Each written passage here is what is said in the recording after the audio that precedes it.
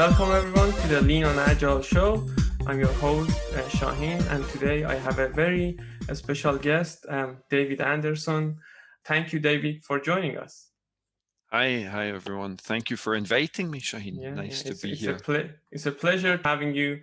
I know David for a long time. Not in the past couple of years, I got to know him more closely. I was following his work, and through the Kanban community, I get through some people to know him and his books, recommended those, and then I got me into more learning about Kanban, practicing those, even though not telling people that I'm practicing those in my professional life, and then found out that I'm using this Kanban method better and better every day, and it's helping me to be a better consultant and a coach every day. So nowadays, I'm AKT with Kanban University, and it's a privilege to have the person behind this Kanban movement with us today. I won't do the justice introducing David, so I'm going to let him introduce himself briefly. David, tell us, who is David? Okay, thank you. So I'm David Anderson, and I'm the Chief Executive of the Movius Group, which is a company that includes Kanban University and the David J. Anderson School of Management, our publishing imprints, our Kanban conferences business, and our relatively recently, since last year, Movisoft, our new software application business. And I live mostly in Bilbao in northern Spain, where we have two offices, the David J. Anderson School of Management Training Centre and the Movius Group Europe office, where the Movisoft team are located. I guess I'm famous for introducing Kanban into modern workplaces, professional services businesses over the last 20 years or so. Not quite 20 years, a little bit less. I've written 6 books, and our training is licensed all over the world. More than 300 trainers, 63 different business partner companies promoting the training on every continent other than Antarctica. One day.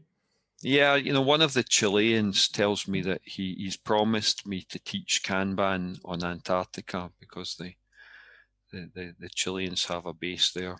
Right. We'll see. Was that good enough, Shaheen? Yeah. I was going to add to that or complement that with what you had at the back of your blue book, as we call it. So you introduce yourself, David Anderson pioneered the Kanban technique with Microsoft in 2004 and has been refining the approach ever since. I love this sentence because that embodies the evolutionary change that we are talking about in Kanban. So you haven't said that this is the Kanban that you guys need to read and learn about and practice it, but it's evolutionary. You are being refining that. And today we are going to talk about some of the latest 2 refinements that I have seen from the Kanban community. It's interesting that the back of the book is 11 years old. The book was published 2010. So after 11 years, that sentence or that descriptive paragraph, it's still relevant. It had robustness, that we're still doing that. We're still refining it. Right. So that's great. So tell us how the world of Kanban has changed since 2004. What are the big changes that you have seen in that our audience needs to be aware of? Okay, well, 2004, that's a long time ago. So we got started on this really because my phone rang one day, and at the time I worked at Microsoft. And my phone rang. It was a manager in a different part of Microsoft, and I didn't know him at all at the time. And he'd seen me post some answer on an internal news group, some development teams on the Windows Vista release, which if you've got a long memory, you'll remember that was the aborted one that eventually became Windows 7. They had asked some question about agile software development and how they were struggling with it, and could someone come and help them? And I had replied and said that I could come and pay them a visit. And this other manager had seen this post, and he had recognized the name, and he had a copy of my first book. And so he'd called me up and he said, "What a coincidence! I saw your answer there, and you're called David Anderson, and I'm reading a book by some guy called David Anderson." And I replied to him and said, "I am David Anderson." And he said, "Yes, what a coincidence! I've got this book, and it's really good, and it's by some guy with the same name as you." I said, "No, I am David Anderson. You're reading my book." So a week or so later, I was giving an evening talk, a meetup group at the Honeywell office across the freeway from Microsoft campus. And he came to visit me. And afterwards, he came up to me and he said, "I just volunteered to run the worst performing department in Microsoft's IT division, and I believe you can help me fix it." Well, 15 months later, not only had we fixed it, we had turned it from the worst performing department in Microsoft's IT division into the best performing department. And both of us, his name was Dragos Dimitriou, and I, were given an award, the Microsoft's Quality Process Improvement Award for the IT division for that year. And I'm not sitting at my home office near Bilbao in Spain. If I was, the award is on the wall behind me, but not today. So what happened there was, here was a group that was doing the software maintenance for things like Microsoft's payroll system, their human resources record keeping system, their facilities management systems, their security, physical security systems, things like software that prints out your employee badge and makes sure that it's coded correctly so that you can enter buildings, that kind of thing. So those sort of applications that spanned across the whole of Microsoft's organization, so they were known as the Cross IT Group. And they would get requests for upgrades and changes, and they were lousy at it. And we fixed that problem. We turned completely unpredictable 0% on-time delivery and an average delivery time of 5 or 6 months for small changes. We turned that into 98% within expectations and an average delivery time of 11 days. So that was done by implementing a Kanban system. So at the time, it was just a tool that I had in my toolbox, and I viewed my job as helping managers in modern business work, intangible goods work, where you can't see it, it's invisible, it's not physical, you can't walk in a warehouse and pick some of it off a shelf. So intangible goods industries and traditional management guidance is all based on physical, tangible goods industries, manufacturing, distribution, those kind of things. There really wasn't, or at least in the academic circles to this day, there still really isn't very good guidance for modern workplaces. And I wanted to help with that. Kanban, in this instance, the use of a Kanban system, it was a point solution to fix a problem. But it worked really well, so we thought, well, we should try this again in some other places. And some other people saw me talk about it at a conference or maybe read something I posted on my blog, and they tried it at their workplace, and it worked quite well for them. A guy called Eric Landis had good success at Robert Bosch plant in South Bend, Indiana, for example. So this was going pretty well. 2 or 3 years went by, and I'd moved from Microsoft to run the software engineering group at another Bill Gates company called Corbis. And what we discovered there was that Kanban was not only useful, but the whole concept of limiting your work in progress, it puts people under stress under stress to make choices about what do we work on now, what should wait until later, and if so, when, how much later, and what should we not do at all. And when you have that stress, you have a board on the wall, you've visualized invisible work, you've mapped the workflow, you've limited the work in progress, you've implemented a Kanban system, it focuses minds. And when things are not flowing well, or deliveries are not happening when the customer would expect them, or other challenges just in general that we're not living up to expectations, then what we found was that this little bit of stress that Kanban was introducing was catalyzing conversations about what should be changed. And the cartoon that's on the cover of the Kanban book tries to capture the essence of that.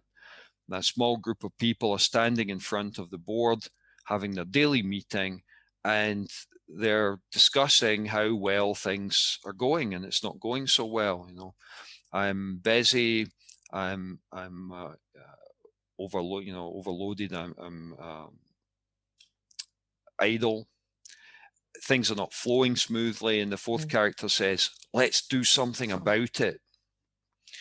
So what we have there is some stress in the environment and a feedback mechanism and an active leadership, and that catalyzes change. We make a change. Hopefully, it's an improvement. Things get a little bit better, and then we repeat. So it's the essence of continually improving towards some goal or outcome. Well, what is that goal or outcome? And back in 2007, 8, 9, we really hadn't defined that. It was just enough to say that we want things to get better, and we want them to get better in an incremental, evolutionary fashion. We're not going to pretend that we're smart enough to design the perfect solution. And we're also, I think, humble enough to recognize that today's circumstances might change by tomorrow, and certainly next week, next month, next year. And if the circumstances are changing, the perfect solution for today probably isn't the perfect solution for next month or 3 months from now or a year from now. What we need is an organization that's capable of adapting itself as the circumstances change. And that can even just be like over many years, there might be stability, but within an individual year, there might be seasonality in the demand. We find that with organizations that do regulatory requirements. And Dragos's group at Microsoft, they did some regulatory requirements. They upgraded the payroll system every year for just basic things like tax table changes. And those requests arrived in the middle of September every year, a big spike. So it's a seasonal spike. So across the whole year, the process and the way they're working can't be the same. It has to change. It has to adapt to the seasonality in their work. So at the core, we need to be able to adapt. And what we got better at in the last decade, so since 2010, was understanding that adaptation and what we're trying to achieve. What I found was if you talked about we're wiring your organization for continuous improvement, and your workforce will constantly suggest improvements forever and ever and ever, amen. And what was happening with executives who heard that message was they just glazed over. They just like zombies or deer in the headlights or something, because it sounded to them like some kind of wishful thinking, some sort of nirvana, this goal that could never be achieved. And it turned out that there was much more pragmatic guidance that could be given, a way of talking about it that was better, which is we will improve to the point where everybody is satisfied. Your customer is satisfied, the regulator is satisfied, perhaps the owners, the shareholders, the taxpayers, whoever the various stakeholders, that they all have their own needs and expectations, and those needs and expectations represent some sort of fitness landscape. Right. And therefore, we want to evolve until what we're doing is fit enough for the situation, for its environment, and then leave it alone. But if the environment changes, then it has to evolve again in the future. And over the last 10 years, as I said, not only did we introduce that language and that way of thinking, which sounds much more pragmatic, that we get executives who think, yes, that's what I want. I want my organization to be fit. We want the customers to be satisfied. We want regulatory authorities to be satisfied. We want other stakeholders to be satisfied. Fitness makes sense to them. And the fact that it's bounded by some testable criteria, that we know when we're done because we've reached the fitness threshold, that's much better than we're going to improve forever and ever and ever. Right. And then in the last 5 years, what's really happened is the codification of how to drive that evolutionary change in pragmatic incremental steps. And from enough case studies that we were able to codify and map patterns, organizations that behaved in this way tended to implement Kanban in that way. So matching patterns, organizational behavior to some pattern of Kanban, well, if we can change the organizational behavior, its culture, its ability to manage risk, the decision-making of the managers, then the pattern of Kanban should also change, and these things can sort of work their way up a ladder, and we call that the Kanban maturity model. I was going to comment on the case studies in Kanban community or the training that I have been part of and I'm delivering. I really enjoyed the case studies, and that's a very pragmatic approach to introducing change and get them to the next level. And I believe that's a big advantage of the Kanban community, that they are sharing those case studies with others. And I'm glad that you brought it up, that through these case studies that you guys have done, you codified some patterns and called it the KMM or Kanban maturity model. So let's talk about this codification and the KMM. So how do you define this KMM to a person that's very new to Kanban? How would you describe that? So first of all, we have an organizational maturity model that describes how organizations behave and the outcomes that they typically achieve with that behavior. How well they manage risk, how resilient they are, how trustworthy they are, the level of trust inside their organization, their culture, the how predictable they are, how much they anticipate things evolving rather than just simply reacting to events. All of those things are considered, and that's mapped against a 7-level model, so 7 levels of organizational maturity. Of course, we didn't just think this up out of nothing. Right? We built it upon other people's experiences and things that had been published over the previous 30, 40, maybe 50 years. So we have 7 levels of organizational maturity, and then given that, we can read a case study or watch someone presenting their experience report at a conference, and listening to what we hear or what we read in the case study, or visiting clients, visiting companies around the world, we can observe what's going on there and map it to a maturity level in our head. Then we can look at how have they implemented Kanban. And what we found was there was a correlation. The implementations of Kanban changed at different levels of maturity of organization. And the much better outcomes the sort of outcomes we saw at places like Microsoft, where we trebled the productivity of the department, we reduced the delivery times by more than 90%, we increased the predictability from virtually 0 to 98%. And these are the things customers want. They want fast, predictable, with good quality. They want their supplier to be trustworthy, and so on and so on. And we see that emerge in the model at level 3, and it gets stronger and better at levels 4 and 5. So we know that we want to get organizations to at least level 4. However, we also look around at what we see implemented in the world and realize most of the organizations are at levels 0, 1, or 2. Very few at level 3, almost none at level 4 or above.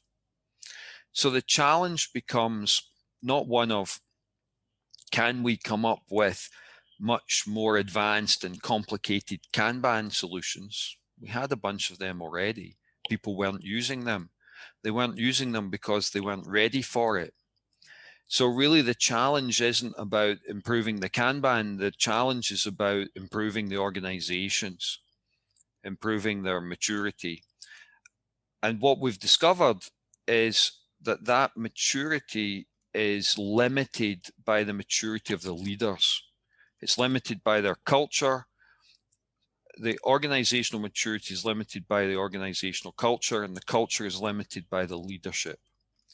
So we needed to codify culture, and we needed to codify leadership, and ultimately introduce a mechanism for developing leaders that if someone comes to you and said, okay, we know we're in chaos, but we love the sound of this maturity level 4, that sounds fantastic, take us there.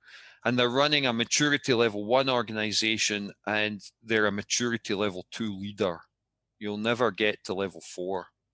Right. You have to change the leader first. So it's taken a long time, about 6 years altogether, to codify all this stuff, and using case studies and other evidence that we've gathered from our conference series and just from visiting organizations. That evidence was gathered over approximately a 15-year period, and it's taken 5 to 6 years to codify it, to write it down, to turn it into consumable assets. For example, the training classes that you can offer. A couple of questions that has been brought up by our audience, and I want to tie that to the Kanban maturity model, since we talked about the leadership and the culture of the organization when you want to evolve through the levels.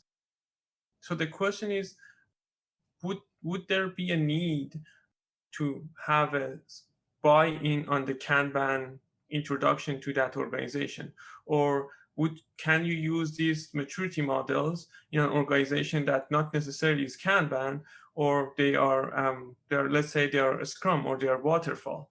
Would you be able to use these practices and techniques that you guys came up in the KMM or the maturity model for the leadership and the cultures? So if the question is, does the organizational maturity model map to any organization? The answer is yes, it's an organizational maturity model. So whether that organization's using Kanban or not, it works. Right. The cultural mapping works, the description of the outcomes all work, the leadership maturity, all of that works.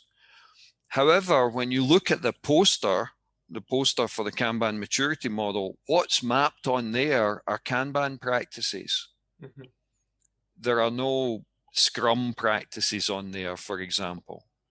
Right. And in that sense, no, you can't. Also, given the nature of Scrum and what it does and how it works and what it's intended for, it's highly unlikely that you're anything more than a maturity level 1 organization if you're using it. So it's highly unlikely that you're going to find maturity level 4 practices to map onto some Scrum version of the model. But could you do that? In principle, could you take the model, strip out the Kanban practices, understand the cultural definition, the outcomes definitions, the meaning of the model, the meaning of the 7 levels of organizational maturity, and take a whole bunch of evidence that you've gathered of organizations using Scrum or Scaled Agile framework or whatever the heck it might be, and build your own version of the model? Potentially, yes. What is that going to take? A very long time, a very large amount of evidence, and someone with a great deal of expertise. And you mentioned, you referred to I believe, some sort of stat about most of the organization not being at a maturity level 4 and below, most of them 0 and 1. I believe that this is the first year that you guys are running Kanban report and Kanban annual report. If the state of Kanban survey, yes, that's right. Kanban survey. So that's live. You can find it on kanban.university, the website, http kanban.university, and the link to the survey is there. It's open until the 1st of April, so there's a few days left. If your organization's using Kanban in some shape or form, or even considering doing so, we'd love you to complete the survey and give us as much information about what's happening in the marketplace, what people are using. Because until now, our survey evidence is things like standing at a conference and asking people to raise their hands, or a certain amount we can observe in the marketplace, what people post on the internet, that type of stuff. But a survey will help us put more rigor, more quantitative data rather than qualitative assessment. And this survey is open to everyone, not the people that are practicing Kanban or the Kanban coaches specifically. Anyone in the organization can take part. The survey is open to anyone, yes. That we've done the marketing for the survey to our customer base, Kanbanize. We're partnering with Kanbanize and Swift Kanban. They've done the same thing. But the survey is open to anyone who cares to take 10 or 15 minutes of their day to fill it out for us. And we really need as much feedback as possible to help us accurately assess the market. So if you can find the time, you'll find the survey on kanban.university. Yeah, and I'm going to post a link on the podcast notes so that you guys can find that one out. So let's talk about another new addition to the Kanban board, the new official Kanban guide that you guys published recently. Very recent, I believe, 2 weeks passed by, or February was the official date of releasing that. So tell us a little bit about the Kanban guide, what that entails, and who should read that. Indeed, well, thank you. So we've needed an introductory guide to explain what Kanban is. There's a lot of very poor quality material out there. There's a lot of misunderstanding. The Agile community, the Agile movement have probably been the guiltiest of misunderstanding. And of course, it's very easy for someone to have a blog or some other source of publishing. And if they happen to have a relatively shallow, poor, or misguided comprehension of Kanban, but perhaps they're reasonably good at writing or well known in some other way, they get their material onto a website with very good search engine optimization. Perhaps InfoQ would be an example. They've been some of the worst offenders at publishing really bad Kanban guidance with very high search engine optimization. So that's been a problem for a very long time, probably for 12, 13 years already. And it's very difficult to drown out bad information with good information if there's 10 times or 100 times more people producing the bad information. So finally, we have the Kanban guide, and it's, I think, very accessible. The team did a fantastic job with it in terms of not just the content that's in it, and the copy, the writing that's in it, but the layout, the images. It's a very accessible, colorful, fun document. And in total, it runs to 16 pages, including the covers. So it's relatively short, but it has enough detail to help a beginner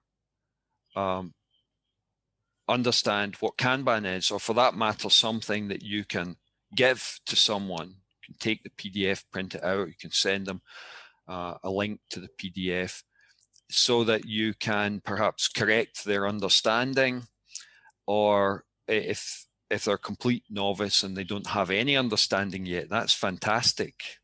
They don't have to unlearn the wrong information. So this helps them. What it's not intended as is a definitive standard document. Although it's 5 to 6 years old now, the essential Kanban condensed, which is about 100 pages, a little more than 100 pages, that's more of a standard document. This is really designed as an introduction to help people with the concepts, with the language, and also to explain what it isn't, to debunk some of the myths and the poor quality information that's elsewhere on the internet. So it's the definitive standard, and it's done incredibly well. You're right, it's only a couple of weeks old. The team did a great job with it, and I think consequently there was pent-up demand in the market, and we've served that market adequately with this document. People have spread the word. I think we had something close to 5,000 downloads on the first day. Oh, wow. So it's been incredibly popular, and I'm sure it will continue to be. The definitive standard, the definitive guide on what is the Kanban method. And if you're in an argument in the old days when we could socially mix with each other, if you're in an argument in a pub with someone over what is Kanban, the guide will answer those pub arguments. Those arguments you have with your colleagues at the water cooler or in the cafe over a cup of coffee or beers, this resolves all of those. Right. So I can tell you the story of how I was using the Blue Book. So the Blue Book, before the Kanban Essential comes in place, was my Bible to go and have a conversation with other people. And like David Anderson says this, and what our interpretation. Then Kanban Essential come into place. It gave some standards, like, which is awesome. And now the Kanban book, a Kanban guide. So I see a pattern of being condensed, the Kanban, for the general public, and that's what the people like, because the Kanban is becoming more popular and popular, so we need to reach out to more people in a very shortened amount of time and with shortened amount of media. So what's after Kanban guide? Is there a shorter version of like one pager about the Kanban that you can foresee that's coming up maybe in a couple of years for just introducing Kanban to people, or this is Kanban and something is not? I think you already see some of that. So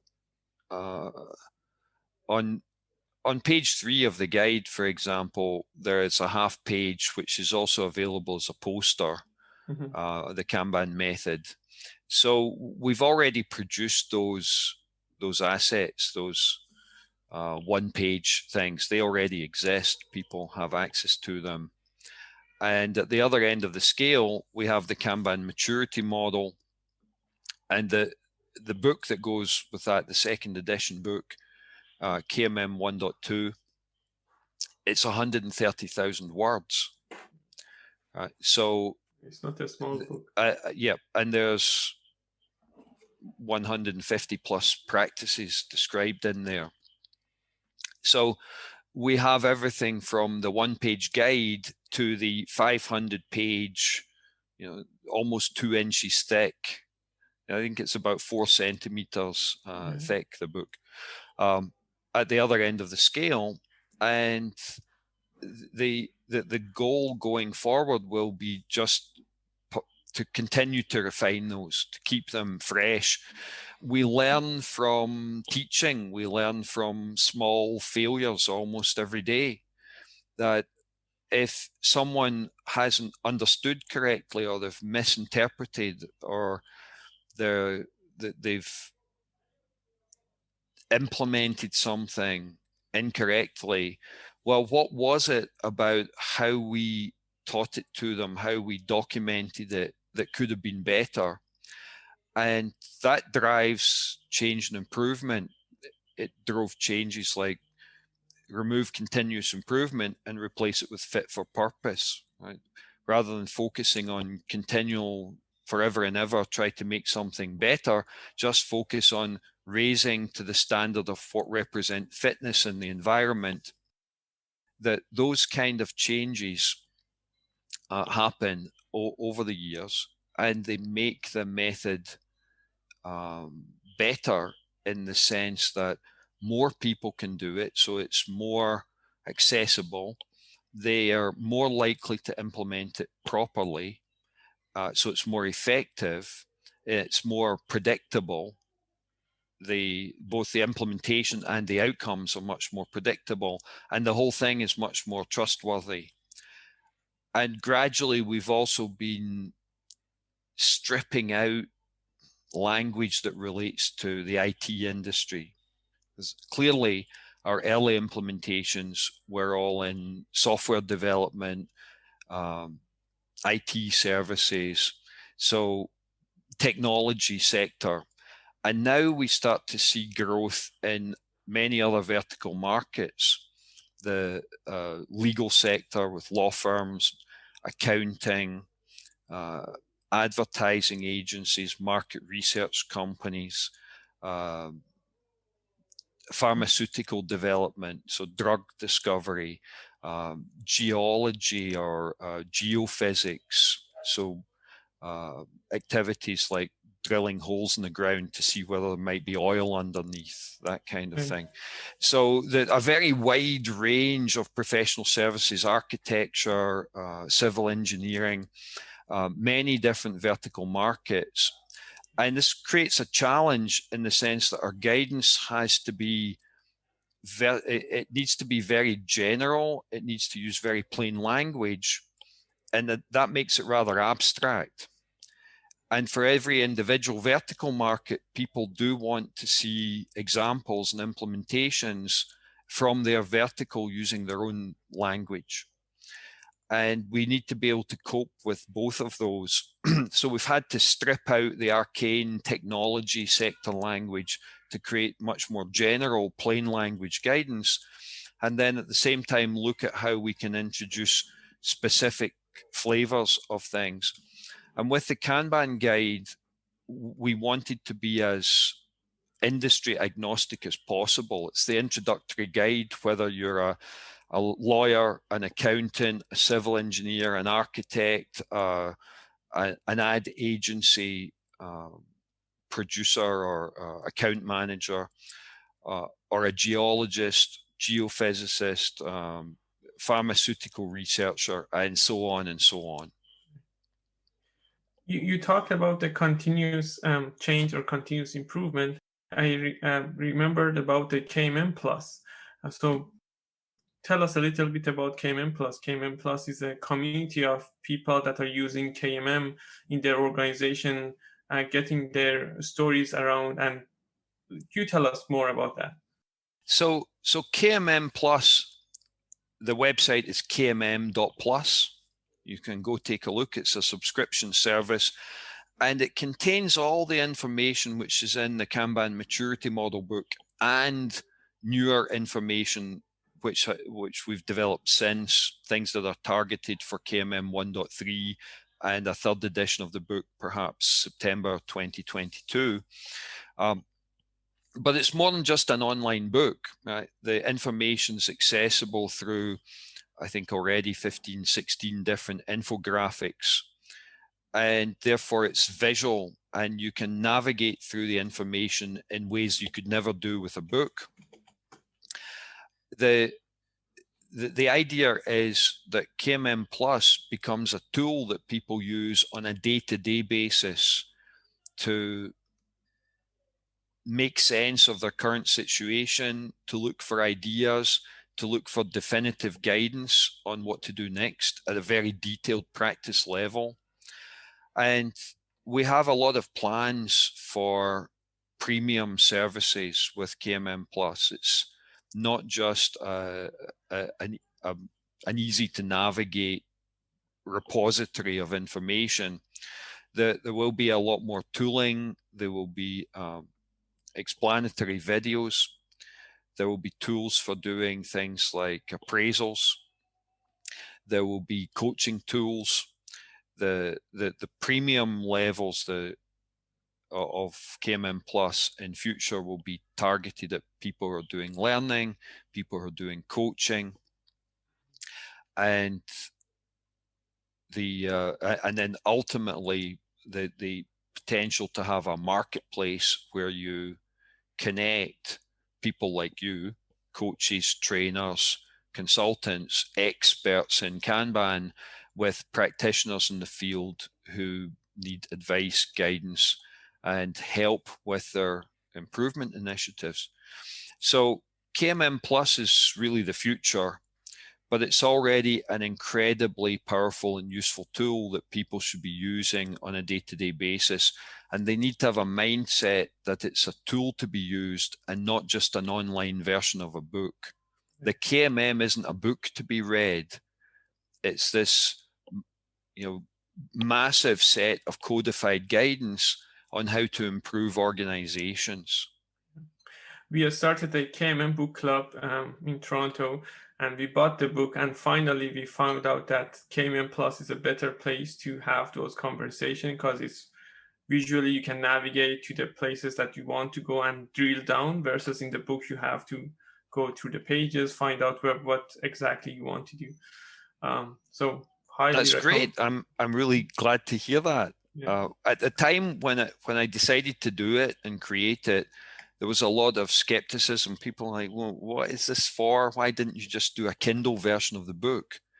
But you can't do on Kindle what we're doing with KMM Plus, and ultimately real practitioners are going to find KMM Plus so much more useful than a book. Physical books do still have their place. That just leaving something on your desk where other people can see it, that can be a useful thing to do. Or to be able to walk in a meeting with a book that's this thick and drop it on the table and it makes a thud. There are uses for physical books. And of course, and I'm still a fan of physical books, right? Actually, right here, right now, I'm reading, if you can see that there, it's the Netflix. Yeah, it's the Netflix book by Reed Hastings. And I like to have books that I can just, carry around to a cafe or something and sit and read. I'm not particularly a fan of using electronic screens all the time. So I think books have their place. We'll continue to publish books, but KMM Plus is really the future. It's the future of our business. It's the future of the way that we interact with our audience around the world. And right now, most people don't believe me or are skeptical of that, but let's have another conversation like this 10 years from now and see where we're at. Hopefully things that change a one in lot person. in 10 years. That 10 years ago, we didn't have Kanban University. The only person teaching Kanban in the world was at least Kanban for professional services work was me. Right? So we've come a long way in 10 years. Yeah. Exponential growth in the next 10 years, hopefully. Well, the size of the organization isn't interesting to me. What's interesting is how many people have we helped and what difference are we making in the world, in the modern workplace, the performance of modern companies. And we hear a lot about things like employee engagement.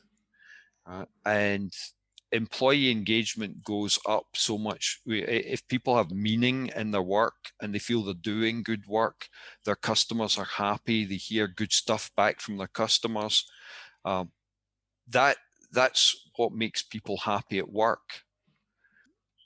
Having a nice break area and a fancy coffee machine, these are just crutches. They're just painkillers for bad environments. True.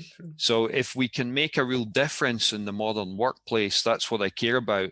And if we could do that with, say, 50 training companies, fantastic. If it takes us 2,500 before we really make a difference, then that's what it has to be. But we don't measure our success by the size of the network or the number of certificates we're issuing.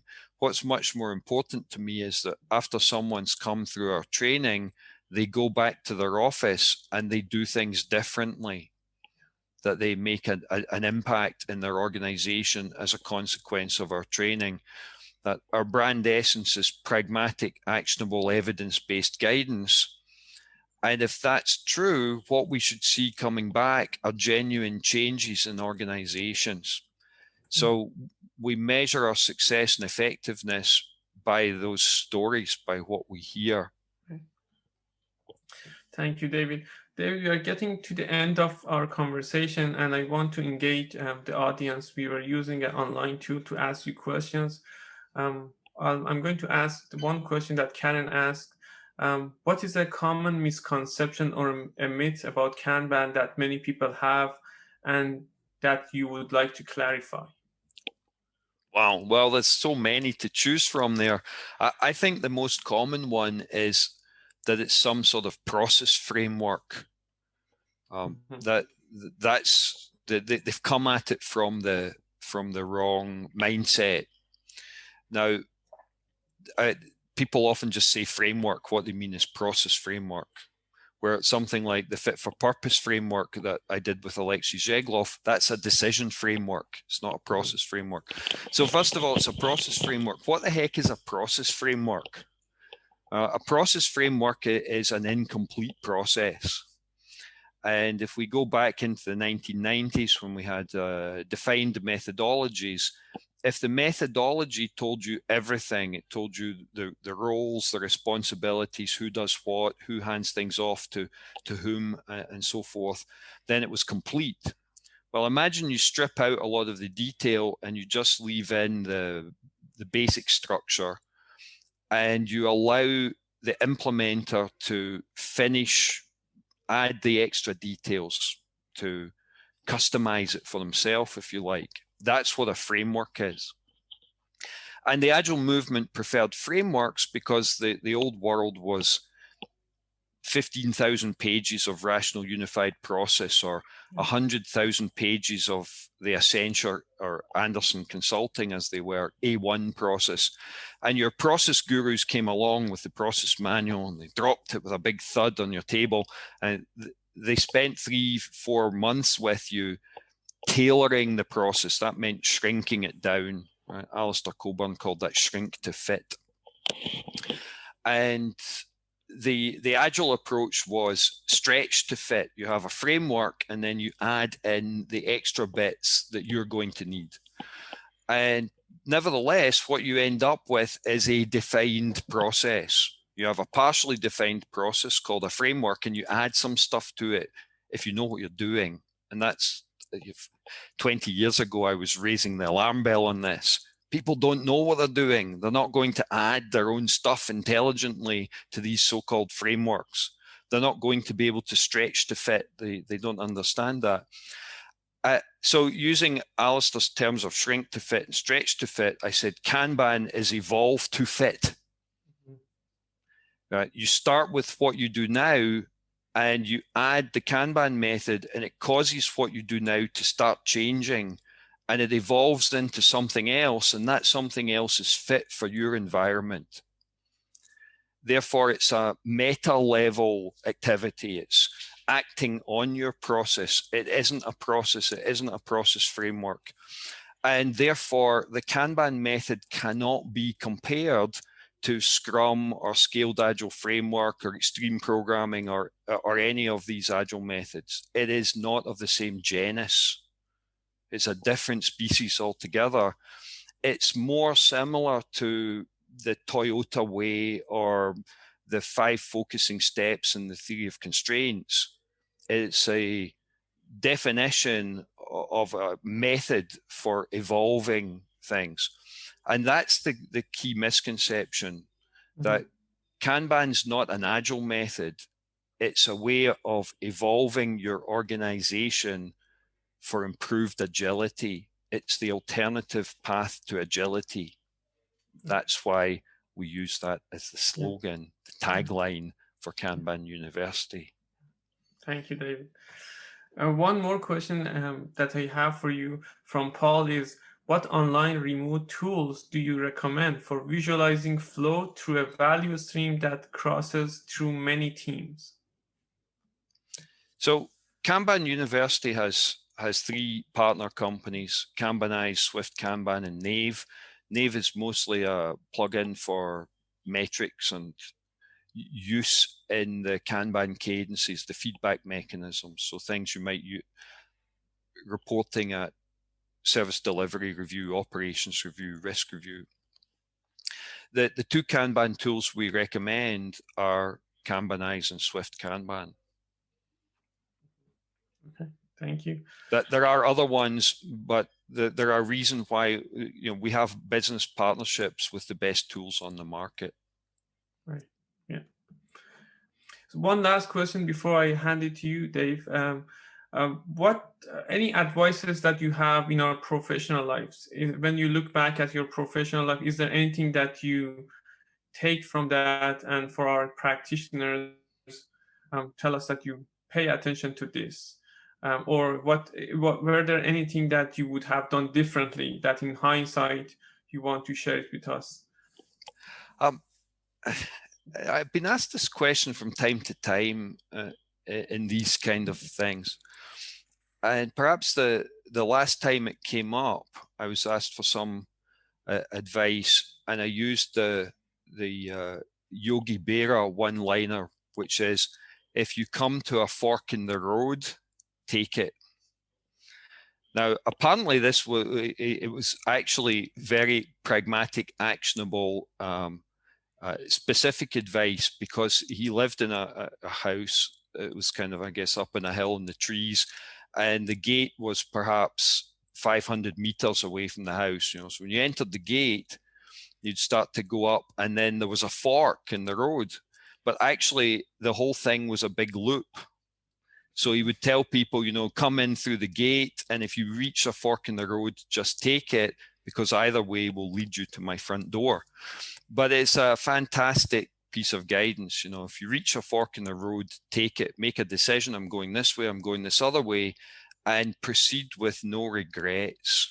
Right. So I think that's fantastic career advice generally. And I don't know how much time we have left there, but I think that's good. What else have I observed? That something we teach with Kanban, which is that there's nobody smart enough to figure out the answer, right? The smartest guy in the room is not smart enough.